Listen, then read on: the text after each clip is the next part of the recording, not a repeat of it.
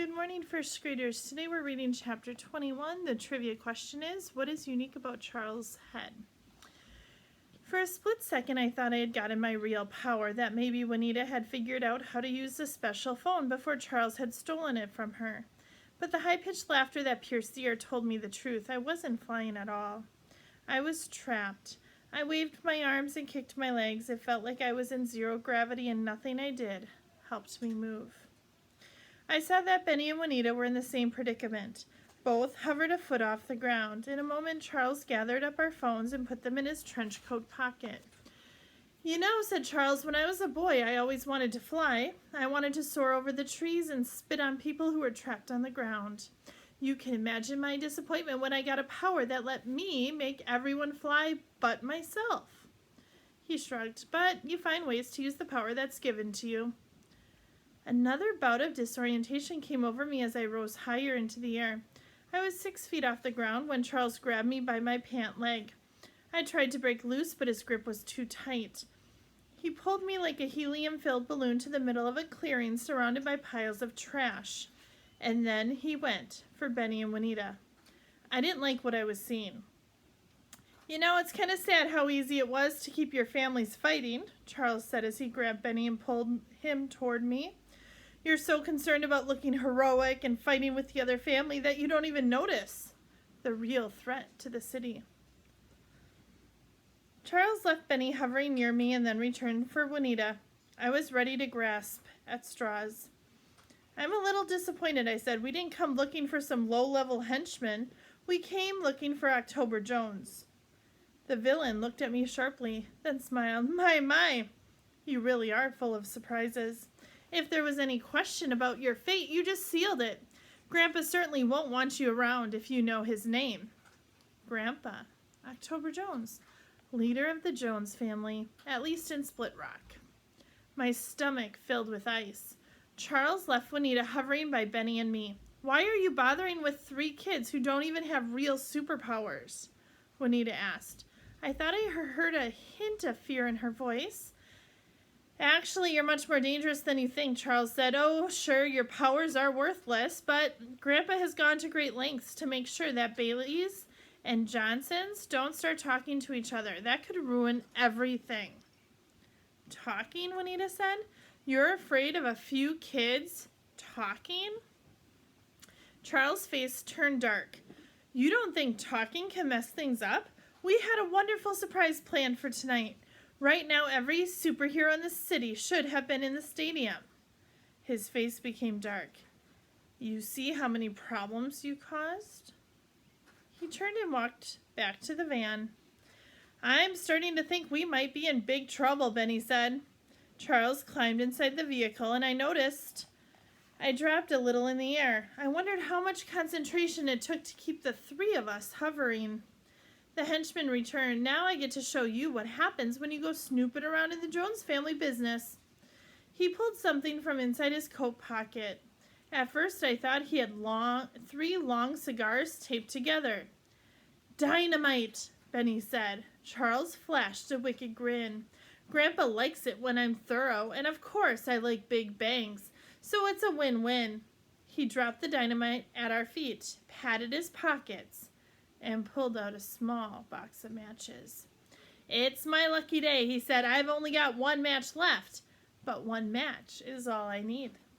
For a split second, I had the wild idea that I would use my power to save the day. Charles had a match. I had a power that let me strike matches on polyester. Somehow everything would work out in the end. But my power helped light matches. And more than anything on earth, I didn't want that match to burn.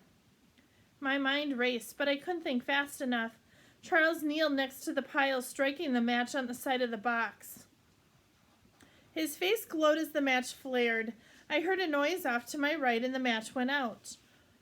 "What the?" Charles said. "Why is my hand wet?" He looked up at Juanita.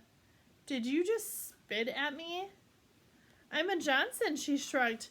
"I get a lot of practice." Benny hooted. Charles glared at Juanita and wiped his hand on his coat. His voice dripped with hate. "You silly girl, you think because now I don't have a match I'm going to let you all go free? All you've done is make it so I have to go get my lighter. Charles shot Juanita one last menacing look, then turned and walked back to the van. What do we do? Benny whispered. Benny always looked to me for answers, but tonight I didn't have any, not this time. It felt like my world was crashing down around me. All I'd ever wanted was to save the day. And here we finally had a chance. Not just to fight the Johnsons, but to really save the day. To do something important, and when it really mattered, I'd come up short. In the end, I didn't have what it took to be super. We can do this, Benny said. Rafter, you're the one who's always talking about tactics. What's our plan?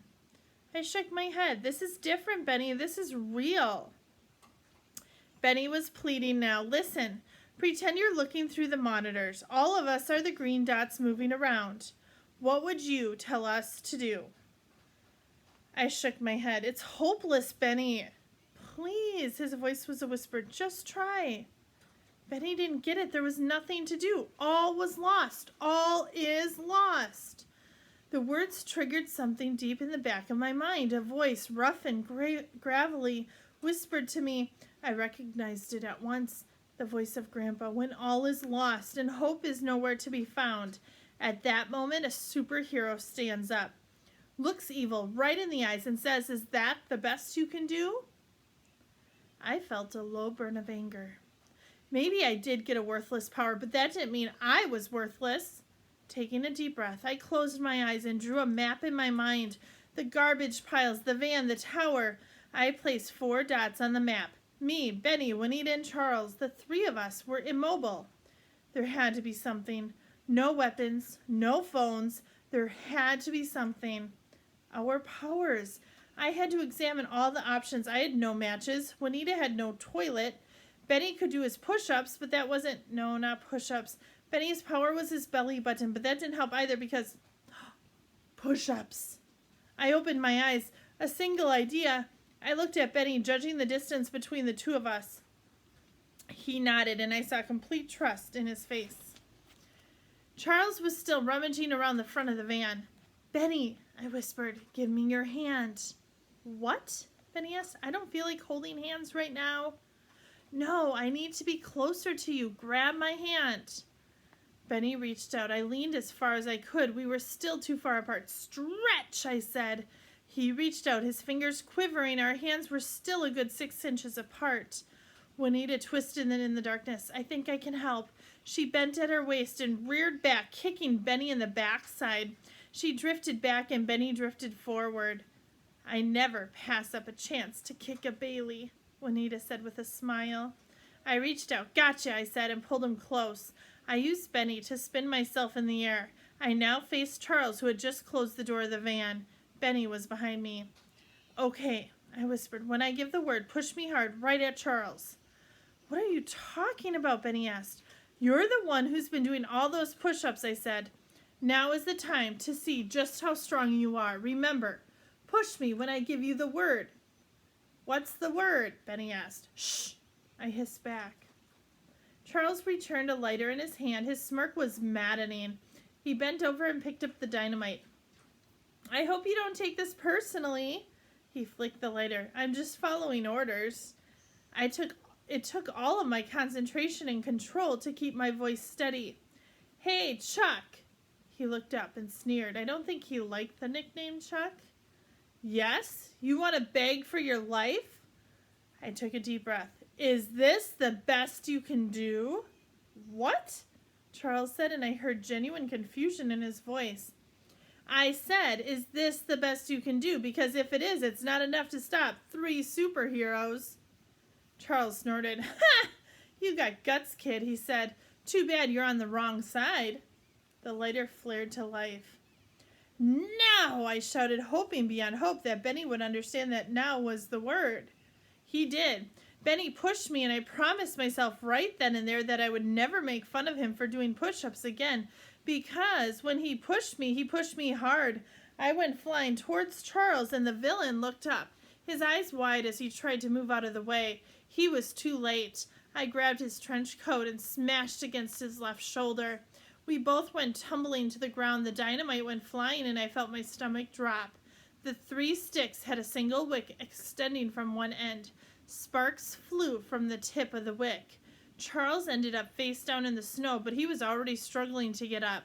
I crawled forward, grabbing him in a headlock and trying to keep him immobile.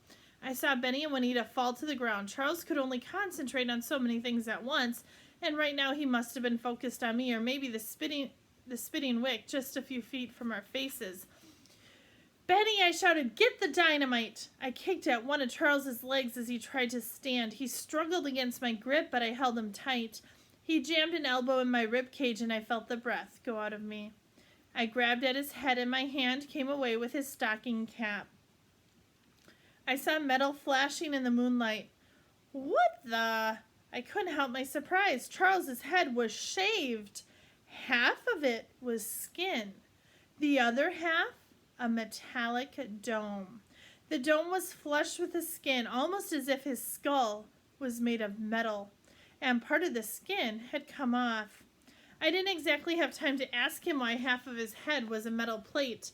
Juanita called from my right, "No one calls me silly!" And she dove at Charles's feet and wrapped her arms around his legs. He kicked with his heavy boots, but Juanita hung on for dear life. It reminded me of a cowboy riding a bull. "Get off of me, you rotten kids!" Benny had the dynamite in his hand. It made me sick to see my brother holding explosives. No super suit, nothing to protect him. What do I do with it? I doubted Benny could throw it far enough to keep us all safe, and I didn't know what would happen if he tried to pull the wick out. I said the first thing that popped into my head. "Put it in the glove compartment. It's a T9. Benny's face brightened. "Holy cow, you're right!" He raced toward the van, the wick bouncing and sparkling in the darkness. Charles elbowed me in the teeth. I heard the van door open and close. Juanita let go of Charles and crawled away from the fight, leaving Charles to struggle to his feet. "Juanita," I said, "help!" Juanita was kneeling in the mud, hunched over with her back toward me. She didn't turn around. Benny came running, but he didn't get to us in time. Charles twisted and broke free of my grasp. I went sprawling into the dirt, and before I could get up, the familiar disorientation filled my mind, and for the second time that night, I found myself hovering in the cold air. Juanita and Benny were also trapped, spinning and floating 6 inches above the ground. Charles got to his feet, seething and scowling. "You kids are really starting to get on my nerves," he said, his voice sounding like a growl. He wiped the trickle of blood from his nose and picked up his stocking cap and placed it over his half-metal, half-skin head. "When I get finished with you..." A crash broke the silence of the cold March night. It wasn't an explosion of 3 dynamite sticks. It was more like 0.3 sticks of dynamite. The T9 had done its job. Still, even 0.3 sticks of dynamite does damage. The explosion shattered the van windows. The flames poured upward toward the stars, silhouetting Charles against the yellow glow. The villain covered his head, and I watched as the passenger door of the van blew off its hinges. The vehicle lurched 3 feet into the air, then crashed back down to the ground. Smoke poured out of the windows, but the van still looked like it might be functional. "Woo-wee!" Benny shouted. "That T9 is one strong glove compartment." Charles looked in disbelief at his smoking vehicle.